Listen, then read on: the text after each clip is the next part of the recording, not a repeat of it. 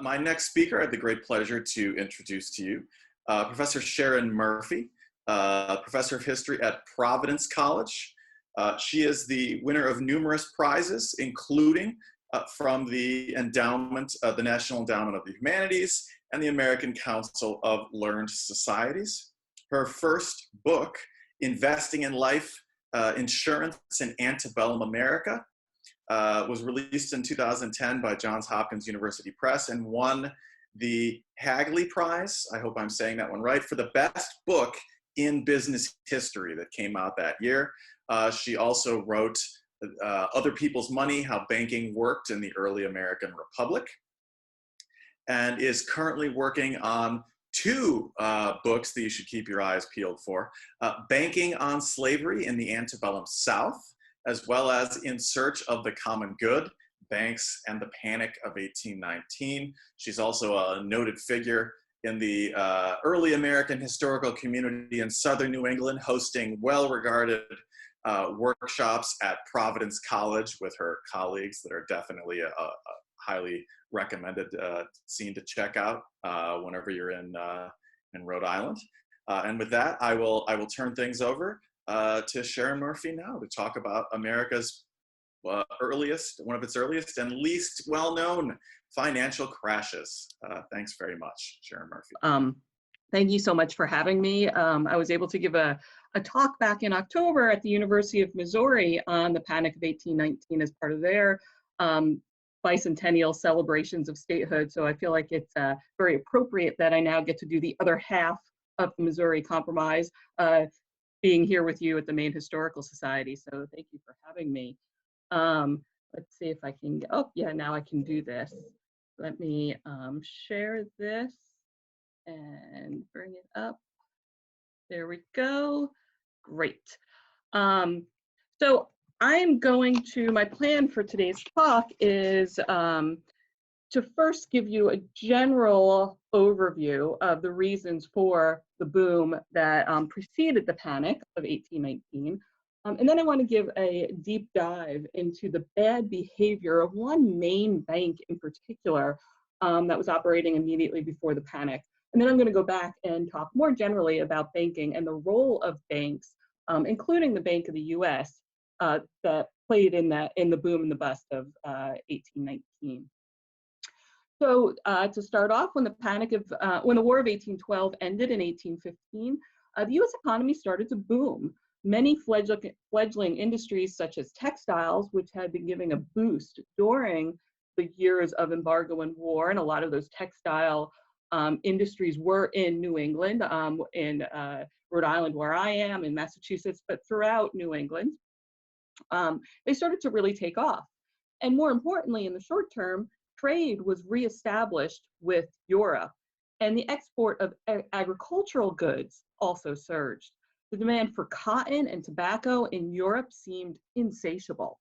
But American grain was also in very high demand, and there's a couple of reasons for that. European farm production had been disrupted by decades of war on the continent, the Napoleonic Wars, and crop failures in 1815 further boosted demand, and you can see that I just love this one summer temperature map. 1816, there was a major cold snap all across Europe that stunted their crops, and so that really, we did not experience the same cold snap, and that was an advantage for American farmers. So we were doing pretty well coming out of the War of 1812. So from 1815 to 1818, prices for agricultural products boomed. And you can see here, the arrows pointing here to cotton prices around in those years after the war. Farmers in both the South and the West scrambled to buy more and more land to produce more crops for the market, whether it be grain or cotton. And land sales by the federal government increased. With demand so high, land prices also are spiking in this time period. So the seemingly insatiable demand for cotton from British and now New England textile factories not only drove up land prices and sales in the states of the Deep South, but they also increased demand for slaves to work these lands. And so you can see here These two maps are showing the population density in 1790 and 1820, so the top one with the purple. And you can see Americans spilling over the Appalachian Mountains and moving into places like Kentucky and Tennessee, the valley there. And then the bottom map is showing you the slave population, 1790 and 1820. And you can see the slaves really draining out of the north and then spreading more into the south there. And the average price of a slave increased by about 40% during this time period. And so you can see this spike in 1819. The average price of a slave is just under $500. That would be about $10,000 today. So during this period of boom, we have several different types of banks in operation. And I'm going to try to keep it simple and just talk about commercial banks, which operated a little differently than they do today. But a commercial bank, both then and today, the purpose is to bring together people who have money to lend and people who have money they need to borrow.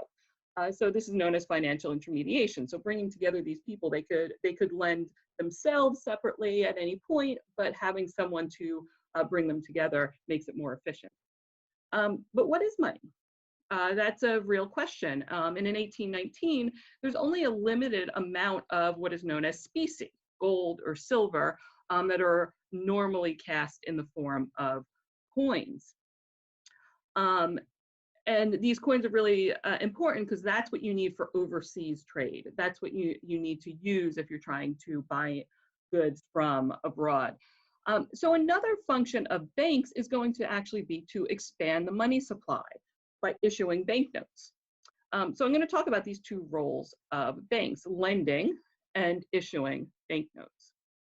Now, people with, I'm going to come back and talk about these banknotes in just a second.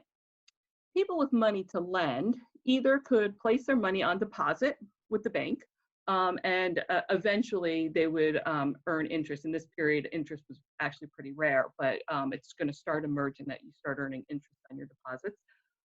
Or more commonly, actually, they could purchase shares in the bank and actually own a portion of the bank and then earn dividends, get a share of the profits of the bank.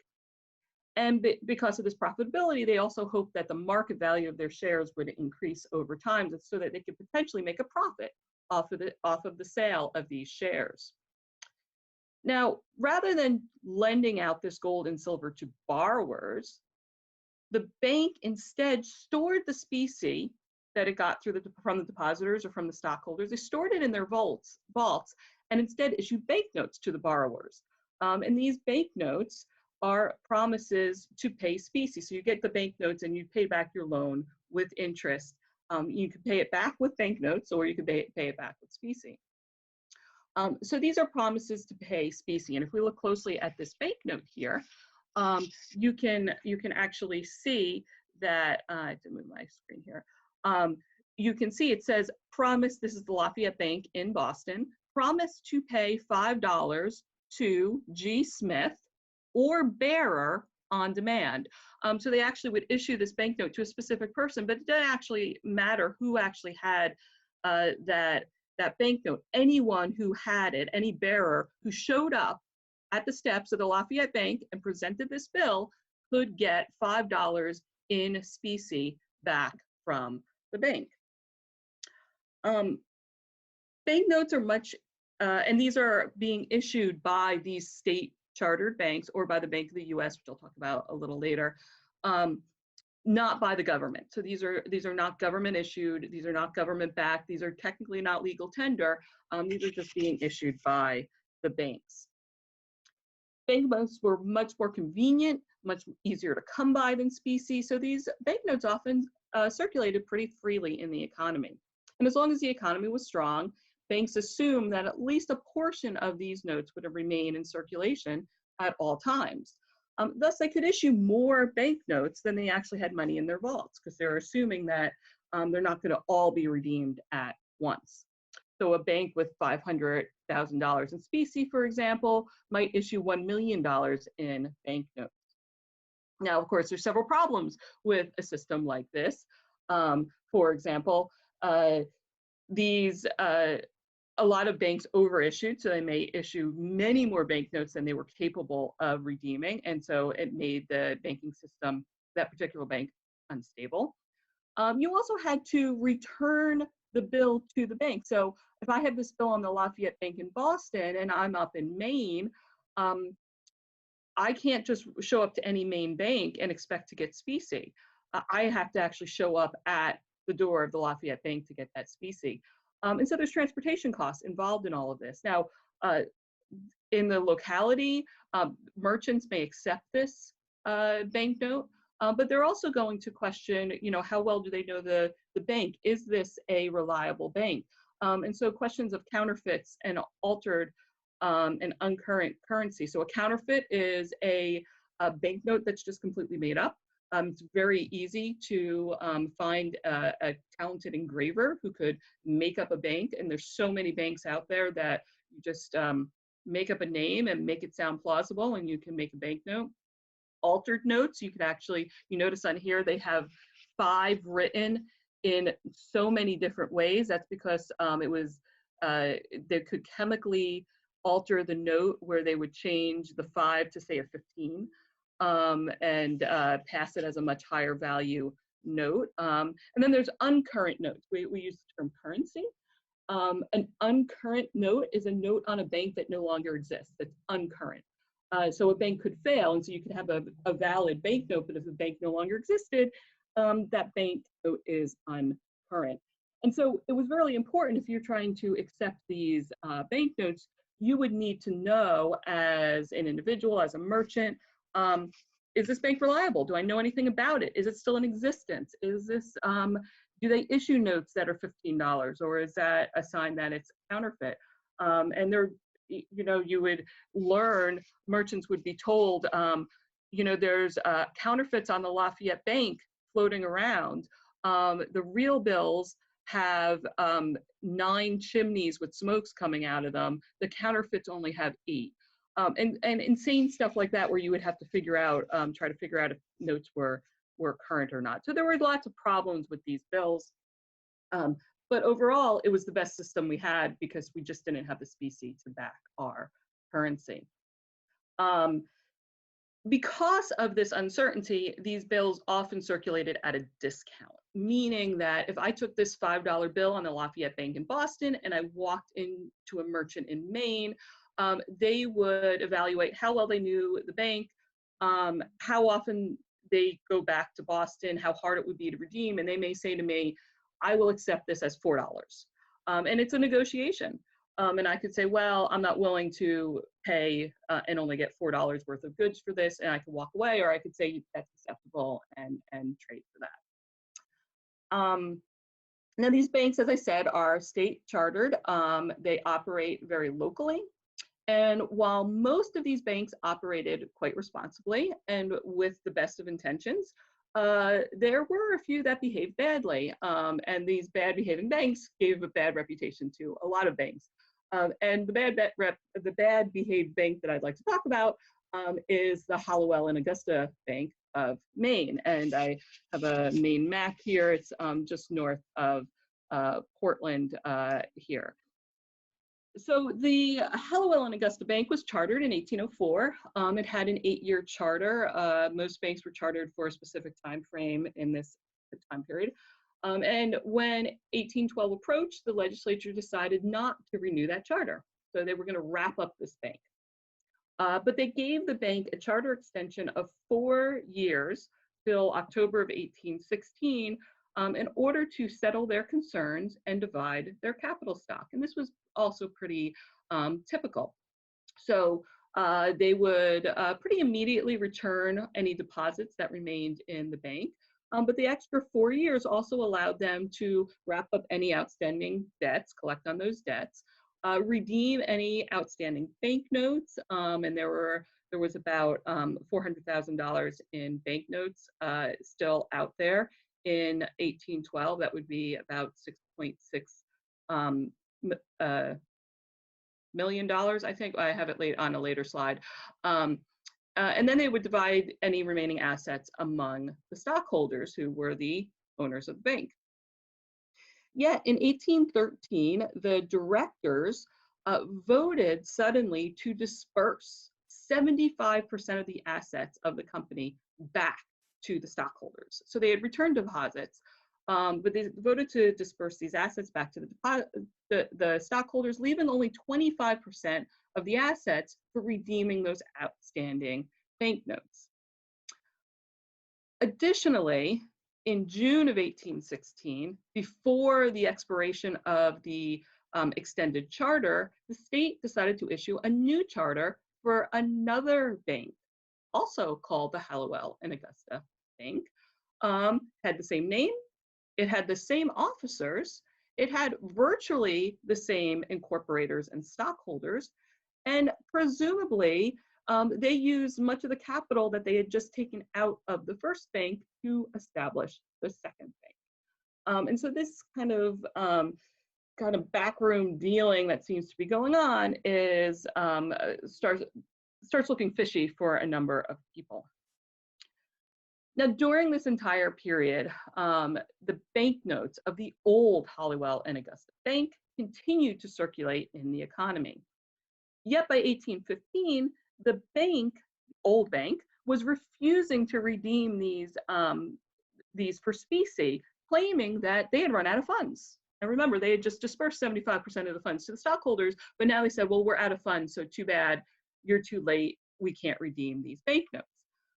Then when the new bank comes into existence, they start issuing their own banknotes, which look an awful lot like the old banknotes, including that they're signed by the same cashier and the same president.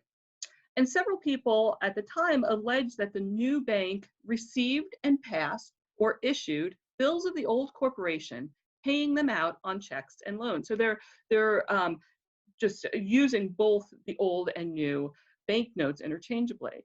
They paid them out promiscuously with their own, the old banknotes with the new banknotes. And some of the officers of the bank even declared them to be identical. Yet again, when people tried to redeem the old notes at now the new bank for specie, the cashier refused. Said, no, those are notes on the old bank. One note holder who held $2,000, or about $34,000 in 2020 money in old notes, he sued the bank for payment. First, he sued the old bank in 1815, and then in another case, he sued the new bank in 1817.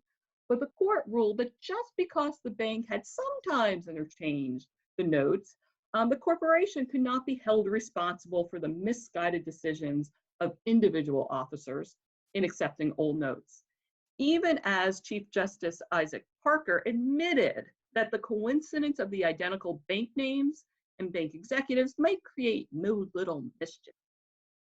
Only if the plaintiff could prove that the new bank had officially authorized the issuance of these old notes as their own, could the corporation be held liable. And even if the bank had passed off some of these notes as their own, it would certainly be unjust to hold the new bank responsible for all of the old notes.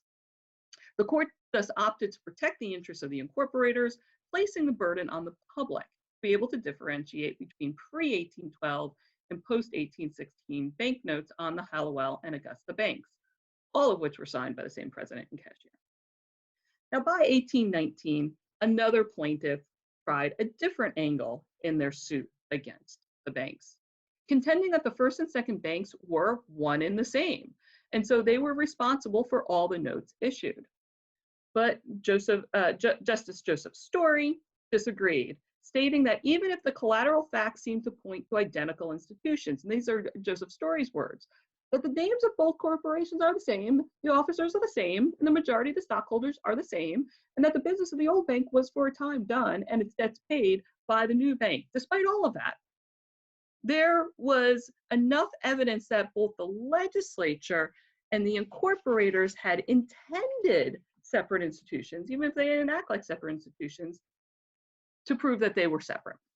So Justice Story reaffirmed Justice Parker's original 1817 decision that the new bank was not responsible for the debts of the old. Since it was clear that the court could not be convinced that the two banks were in fact the same, some claimants decided to adopt still another tactic, this time attacking the decision of the original stockholders to disperse the assets of the bank before the end of the 4-year redemption period. And so they start suing some individual stockholders. So when the charter of the first bank expired in 1812, as I said, there was $400,000 in banknotes outstanding, or about $6.5 million today. And so this case alleged that the directors had fraudulently and wrongfully divided the capital stock among the stockholders after the expiration of the charter, but before that 4-year extension had expired. That they had intended to defraud and injure the holders of the notes by not preserving said fund, so not preserving the money for the redemption of the notes. By dispersing the assets, quote, the funds of said bank were wholly dissipated and destroyed, and the corporation rendered insolvent and deprived of all means for the payment of their bills. And in fact, the attorneys for the plaintiff argued that the incorporators had deliberately tried to defraud the public by removing the capital, which was promptly reinvested in that new bank, and allowed the first charter to expire with the bank insolvent. As the plaintiff's attorney concluded, if it is competent and lawful for corporators thus to divide and withdraw a part or the whole of their capital while in debt, considering the number of these corporations and the immense amount of capital held by them, the public loss and mischief will be incalculable. As the council continued to repeat, corporations had immense responsibilities to the public, and either the courts or the legislature needed to step in so that the public might be put upon their guard and not left to bear the loss. It was in the best interest of the public to make sure that these shenanigans were not permitted. The main argument of the defense, for their part, was ignorance. Oops, sorry, I forgot to put that up. The defendant was an innocent stockholder who had no way to know that a mistaken judgment had been made in the exercise of power derived from the legislature. But even the corporation as a whole could not be to blame. The attorney argued that the corporation had followed the letter of the law in wrapping up the concerns of the expired bank and could not be expected to remain liable forever for all the outstanding notes. This argument is somewhat specious, since the law had only left them liable for 4 years, not forever. And the dividing of capital funds was in defiance of the spirit of the law. But the court ruling sided again with the bank. They said that the decision of the stockholders to remove their funds, they believed that they had sufficient to redeem the note holders, and so that belief was enough, even if they were wrong. They were honest men. And the fact that they had left inadequate funds did not prove gross negligence and misconduct. It was wholly unjust to require these stockholders to keep their capital tied up and unproductive for 4 years. A prudent note holder would have exchanged his notes immediately. And thus, there is as much reason to impute negligence or misconduct to the holders of the bills as to the stockholders. Justice Jackson therefore concluded that in attempting to do justice to note holders, we must not forget the rights of stockholders. And so in this sense, they're actually victim blaming. They're saying that the victims, the stockholders, the note holders should have redeemed their notes right away, even though they were given 4 years by the legislature to do so. And so this was an interesting turn of events. So back to banking more generally. By 1819, there were 347 state chartered banks across the United States. And as I said, while most of them operated honestly and were a benefit to their local communities, the few that abused their power and privileges, like the Hollowell and Augusta Bank, tainted the reputation of the industry. And the other major bank at this time is the Second Bank of the US, which had been chartered in 1816. Second Bank had a federal government charter, and the government owned 20% of its stock. So it was a public-private hybrid. Unlike the state chartered banks, it was permitted to open branches throughout the country, and it quickly opened 19 branches, which gave it a real advantage against the state chartered banks.